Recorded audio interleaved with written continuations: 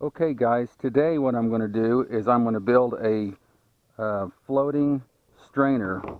I've got some water hunts coming up in some creeks, and I need a floating strainer or a basket or something like that, and I don't want to pay $50 to $70 like you see those ones on eBay. So just going to make it ourselves here pretty quick, I believe. This is a medium mixing tub for like concrete and mortar that you'd get at Home Depot. It's a medium size, and I believe it's 18 by 26 or 27, and it's about let's see, it's 6 inches deep. So my plan is I'm going to mark and drill some drain holes in the bottom, and then I'm going to take these noodles, the larger size noodles, which these were $2 a piece at Target, and I forgot to tell you, I believe that this basket was $7, and it's pretty darn sturdy. And then I also bought some clothesline cord, and it's synthetic, 50 foot of it, 3/16, and I believe that was $3, $2.50 or something like that. And then I got a couple of bags of 14-inch nylon wire ties. There's 20 in a bag. I think we're going to get by with one bag, but I got two. And then this little cheap clip or a carabiner, and I believe that was $2. So I think I added it up, and it was around $18 for everything. And you're not going to need many tools. A drill of some sort, and I'm going to drill 1/2-inch holes, and I just happen to have this little step drill bit, which works good in plastic and thin metals, but you can use any bit you want. And just a tape measure. I got a silver Sharpie, so it'll show up on the black plastic. And this, I got a square here. You don't need a square, I just need a straight edge. So I've already kind of tested my holes here. That's too close, I believe, to or retain any strength in the bottom. I don't want to put too many holes in, but then I want to have enough. So I believe if I put the holes 1.5 inches apart, that'll give 1 inch of meat in between the holes. So first thing I want to do is mark a center line down the bottom here.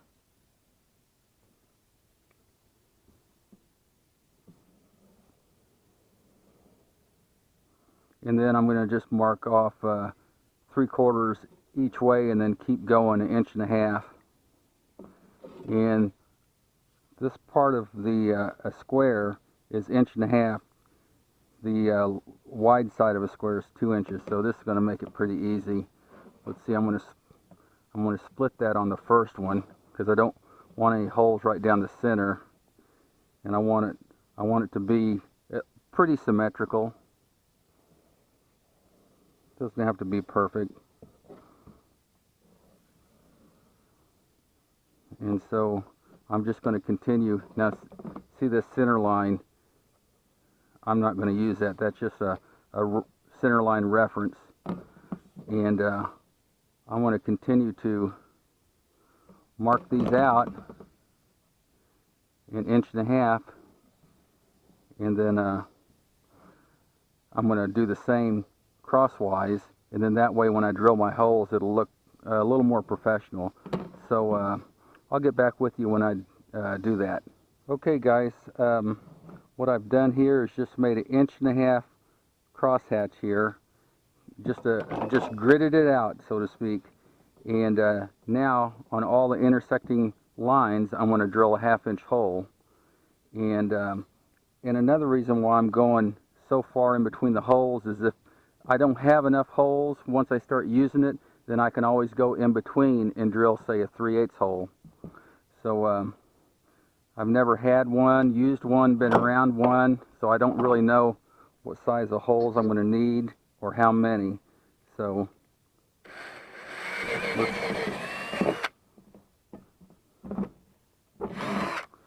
So all I'm doing is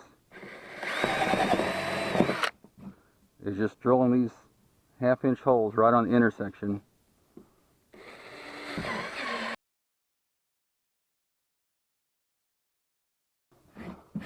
So I'll get back with you.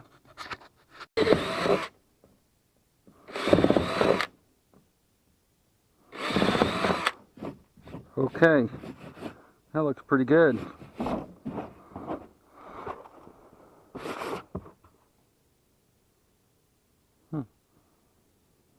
See, it just takes another minute to mark out your holes, and then it looks like a professional job that way.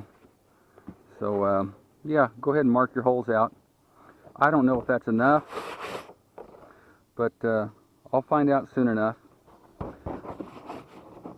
So now I got these noodles, and my plan is to start a noodle flush here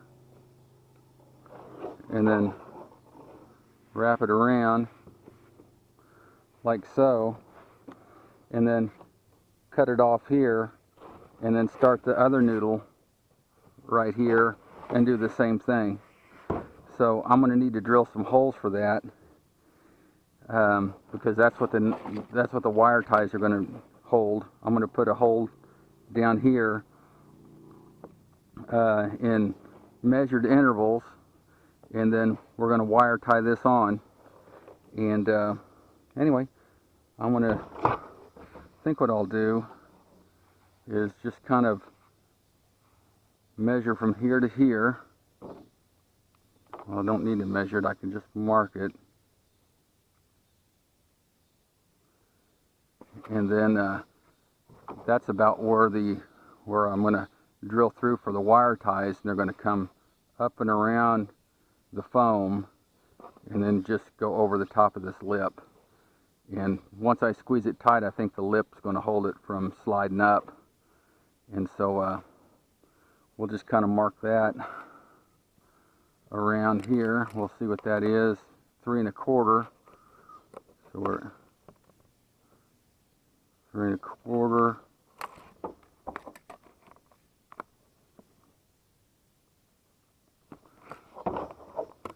You could probably use just a regular Sharpie. You could probably see that, but I happen to have a silver one, so it makes it a little better.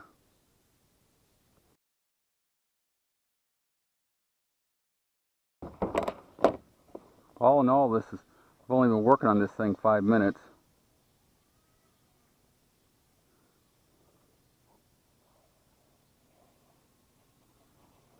My pen's drying out or something.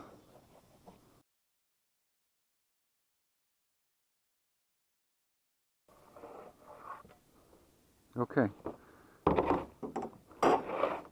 Now what I'm going to do is, I think I want a wire tie at each corner like this, one here and one here. And so I'm just going to kind of eye those.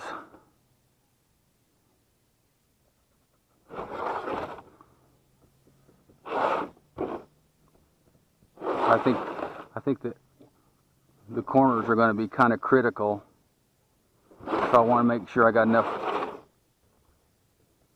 wire ties there. Now I'll see what I'm just going to eye. I got this much space left over, so if I put one in the middle, that's going to be in that hole, so I need to put one here and one here, split the difference.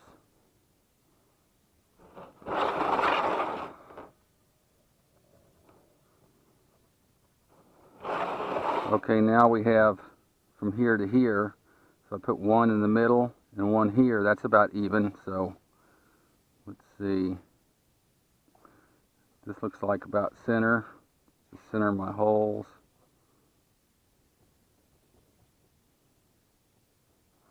So then we'll go center of these. Center here.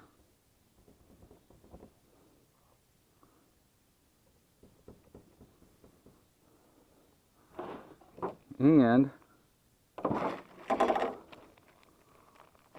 our wire ties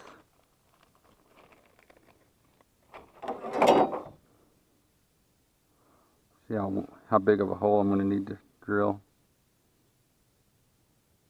I don't want them too tight, so it looks like this size here. Maybe that looks like a 1/4 inch. Yeah, that's a 1/4 inch hole right there. So the second step on this. So all I'm going to do is see my reference mark here and just eyeball it down here.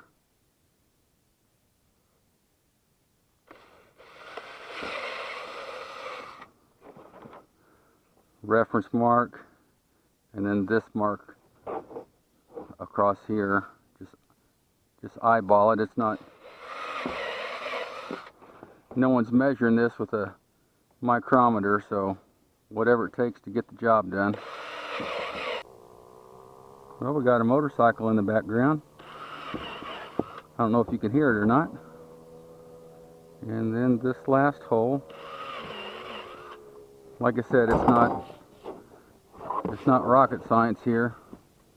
So you can see those holes for my wire ties.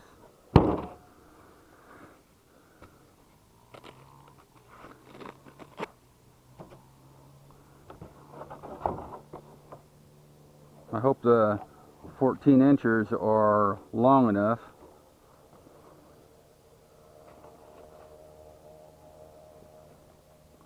Oh, just barely.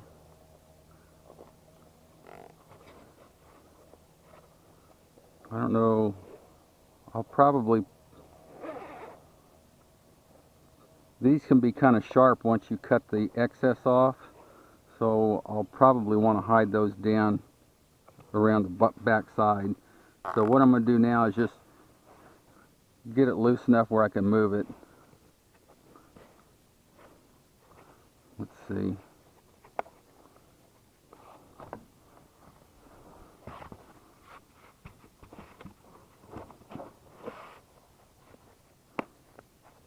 I want to get it where,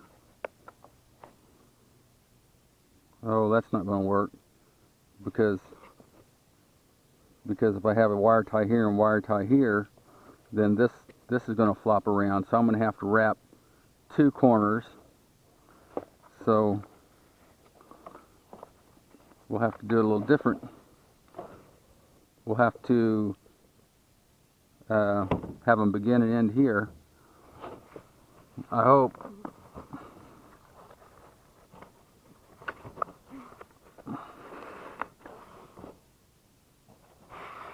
Yep, they'll reach.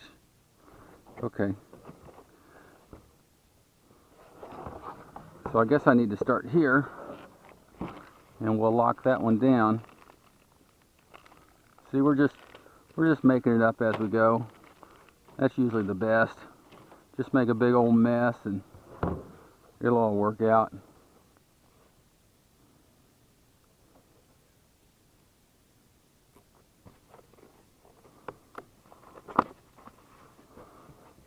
Get this where it's about halfway. Now, what I'm going to do to this one is I'm going to go ahead and tighten that one down pretty tight. I don't want it moving right now. So, yeah, that looks good. Alright, so I'm going to continue around with the wire ties.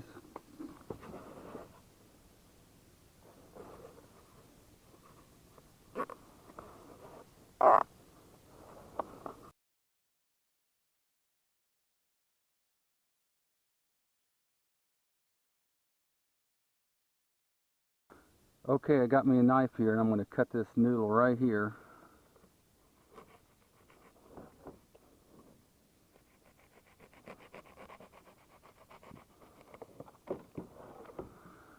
Oh, it's not the prettiest cut, but hey, it's going to work.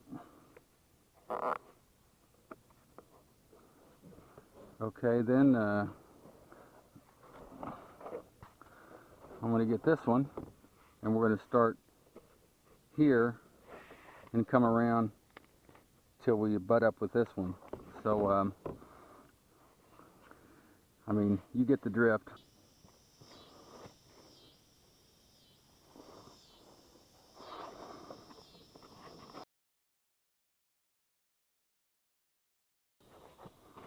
Okay guys, there you have it. Now,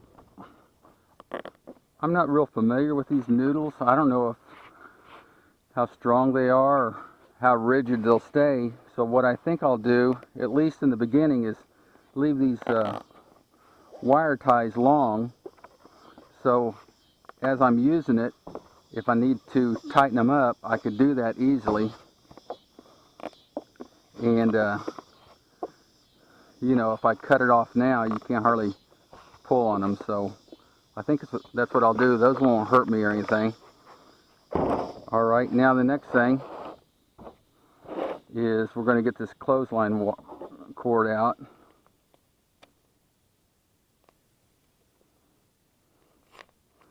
Any cord will do. I just found the cheapest cord that looked like it was soft, because this is probably going to rub on your leg or arms and stuff like that if you're dragging it behind you in the water. Sometimes the water might shift, or you're going upstream or downstream, I don't know, and the thing wraps around you. So this clothesline cord is pretty soft, nice and soft actually. And so looks like to me I can just, probably should have done that first. So I'm going to put a pretty good size knot in there somehow.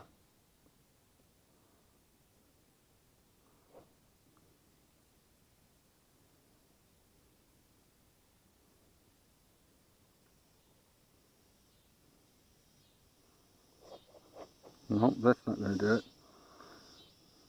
I wasn't a Boy Scout, so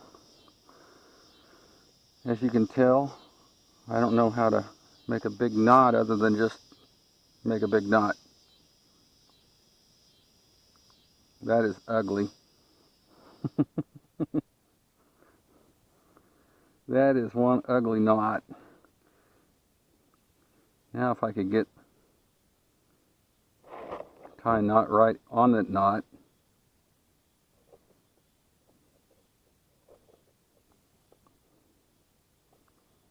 Like so.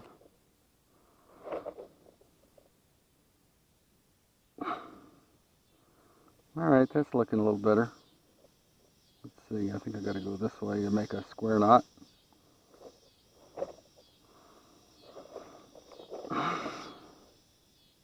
Yeah, that's ugly.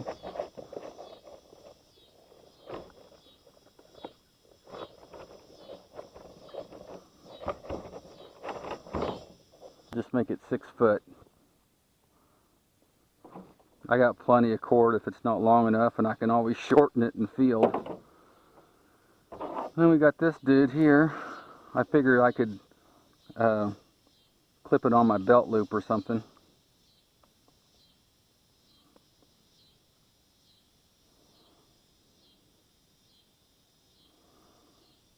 So yeah, you guys can build your own floating sifter, and if nothing else, it can hold your scoop, pinpointer, pick, whatever you're using. So yeah, that'll clip in. I'm going to take it over here to the pond and throw it in. See what it looks like.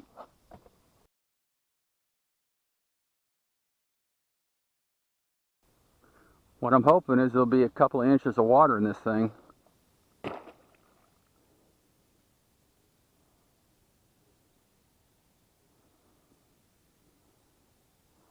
Yeah, that looks good.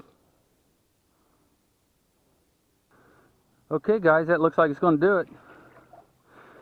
Just want to thank everybody for watching my videos, and it would really help me out if you would click the old thumbs up and subscribe to my channel, and you'll get notified of any other cool videos I do. And again, I appreciate it, and thank you very much. Bye.